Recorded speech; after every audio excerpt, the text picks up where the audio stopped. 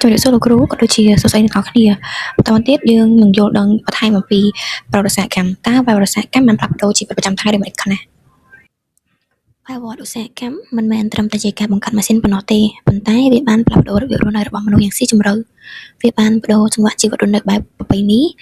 មកទៅជាជីវិតរស់នៅមានប្រសិទ្ធភាពបែបសម័យទំនើបវិញប៉ុន្តែវាក៏បាននៅតម្លៃមួយដ៏ខ្ពង់ខ្ពស់ដែលផ្លាស់ប្ដូរទៅលើផ្នែកសង្គមនិងបរិស្ថានសង្កេតឃើញថាមានការផ្លាស់ប្ដូរប្រចាំថ្ងៃដូចជាផ្នត់គំនិតបែបនាឡិកាឬក៏គេហៅថា the clock mentality ជីវិតរស់នៅចាប់ផ្ដើមវិលជុំវិញការវិភាគដ៏តឹងរ៉ឹងជាងរស់នៅតាមរយៈបែបធម្មជាតិនគរូបនីយកម្ម urbanization មនុស្សម្នាបានផ្លាស់ទីលំនៅមករស់នៅទីក្រុងជាងប្រកបរបរឬក៏អាស្រ័យទៅតាមជនបទពីព្រោះនៅទីក្រុងមានសេដ្ឋកិច្ចចរន្តដើរស្រួលជាងក៏ដូចជាមានឱកាសការងារច្រើនជាងវិបត្តិសុខភាពសាធារណៈឬក៏គេហៅថា public health crisis ការរីកចម្រើនរហ័សពេកបានបង្កឲ្យមានបញ្ហាសុខភាពដូចជាតែមានការចង្អៀតណែននៅលើទីប្រជុំជនមានការកង្វះទឹកស្អាតក៏ដូចជាអាចមានជំងឺឆ្លងផ្សេងៗការប្រើប្រាស់បែបមហាជនឬក៏ mass consumerism ទំនិញជាច្រើនត្រូវបានផលិតដែលធ្វើឲ្យមានការប្រើប្រាស់មានភាពធំទូលាយជាងមុននៅពេលដែលយើងពិនិត្យទៅលើផ្នែកបរិស្ថានវិញបរិបទឧស្សាហកម្មត្រូវបានគេចាត់ទុកថាគឺជាភស្តុតាងជាក់ស្ដែងនៃការប្រែប្រួលអាកាសធាតុនាសម័យទំនើបវាគឺជាចំណុចចាប់ផ្ដើមដែលមនុស្សជាតិបានធ្វើឲ្យមានការបម្រែបម្រួលប៉ះពាល់ទៅដល់ស្រទាប់បរិយាកាសផែនដីក្នុងកម្រិតសកលការកើនឡើងខ្លាំងនៃឧស្ម័ន the CO2 spike ការបដូរមកប្រើប្រាស់ឥន្ធនៈ fossil ដូចជាធ្យូងថ្មនិងប្រេងកាត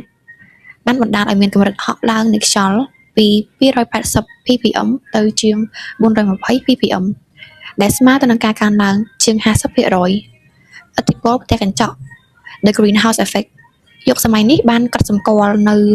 ការចាប់ផ្ដើមនៃបាតុភូតឡើងកម្ដៅសកលដែលបង្កឡើងដោយមនុស្សលោកយុគសម័យ Anthropocene អ្នកវិទ្យាសាស្ត្រហៅដំណាក់កាលនេះថាគឺជាដំណាក់កាលដំបូងបង្អស់ក្នុងប្រវត្តិសាស្ត្រដែលគេបានសង្កេតសកម្មភាពមនុស្សគឺជាកត្តាជំរុញចម្បងនៃបម្រែបម្រួលបរិស្ថានក្នុងអំឡុងពេលនោះធម្មជាតិត្រូវបានគេមើលឃើញថាជាឃ្លាំងផ្ទុកដ៏ឥតឈប់ឈរនៃវត្ថុធាតុដើមដែលនាំឲ្យមានការទាញយកមកប្រើប្រាស់នៅក្នុងកម្រិតមួយដែលមិនធ្លាប់មានពីមុនមកការទាញយកធនធានធម្មជាតិយ៉ាងសន្ធឹកសន្ធាប់ធនធានធម្មជាតិត្រូវបានគេចាត់ទុកថាគ្មានថ្ងៃអស់ការកាប់បំផ្លាញព្រៃឈើទ្រង់ទ្រាយធំបានកើតឡើងដើម្បីបម្រើការរបស់ខ្លួននិងការសាងសង់ផ្លូវឬរថភ្លើងការពឹងផ្អែកទៅលើឥន្ធនៈ fossil ពិភពលោកចាប់ផ្ដើមងាកចេញពីការប្រើប្រាស់ថាមពលដែលអាចកកើតឡើងវិញបានដូចជាខ្យល់និងទឹកមកប្រើប្រាស់ថាមពលដែលមិនអាចកកើតឡើងវិញបានតែនៅតែជាឥទ្ធិពលដ៏ខ្លាំងរហូតមកដល់សប្តាហ៍ថ្ងៃនេះការបំពុលតំបន់ឧស្សាហកម្មបានរងគ្រោះដោយសារផ្សែងអាប់ដ៏គ្រោះថ្នាក់ដែលធ្វើឲ្យអគារប្រែជាពណ៌ខ្មៅនិងប៉ះពាល់ដល់ប្រព័ន្ធអេកូឡូស៊ីចំណែកឯទន្លេវិញបានរងការបំពុលដោយកាកសំណល់គីមីនិងកាកសំណល់បំផ្លាញដោយមនុស្សរហូតមិនអាចប្រើប្រាស់បាននិងមានក្លិនស្អុយជាកិច្ចសន្និដ្ឋានប្រវត្តិសាស្ត្រកម្មបានផ្លាស់ប្ដូរវិស័យសេដ្ឋកិច្ចនិងសង្គមតាមរយៈការប្រើប្រាស់ម៉ាស៊ីននគរូបនីយកម្មនិងនវានុវត្តន៍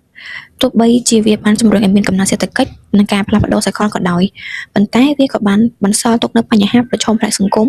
និងផលវិបាកផ្នែកបរិស្ថានដែលបានកំណត់រូបរាងពិភពលោកទំនើបដែលយើងកំពុងរស់នៅសប្តាហ៍ថ្ងៃសូមអរគុណសម្រាប់ការស្ដាប់របស់លោកអ្នក